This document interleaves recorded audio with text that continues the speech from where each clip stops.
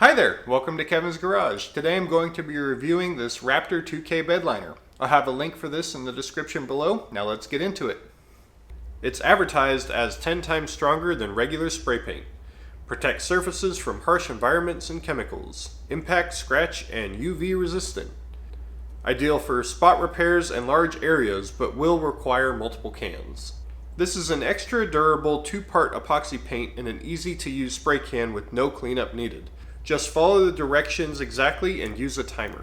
Alright, let's go through the instructions. First, clean and degrease the surface. Braid the surface with 80 to 120 grit sandpaper and re-clean. Thoroughly shake for 2 minutes. Set a timer for this. Remove the red button from the cap. Turn upside down and place the red button on pin base. Place can on stable horizontal surface and apply even vertical pressure on red button to activate.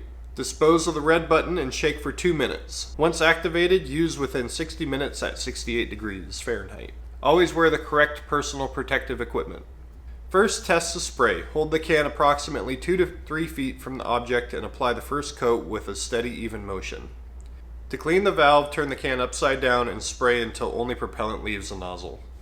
Allow first coat to flash off for 20 minutes and then apply a second coat. Repeat step 8. It'll dry to the touch in less than 60 minutes, but allow 3 days for it to cure before exposing it to water. There's a full technical data sheet available on the Raptor Liner website. This gives a lot of helpful hints on using this paint, and I'll have a link directly to it in the description. I used it to paint the inside of a boat with amazing results. Prep the surface and use a timer when shaking in between coats. Keep in mind that since this is a 2-part spray, you can't save the rest for later. You have 60 minutes to use it or lose it once activated. I repainted this thingy about 2 years ago and have had no flaking problems and still has all the grip I was looking for without being too rough. I highly recommend using it for cars, trucks, and even boats.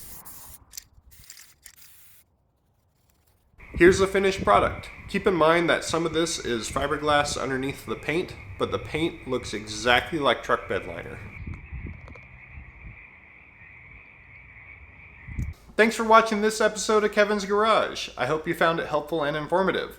Don't forget to like, subscribe, and click the links below. See you later.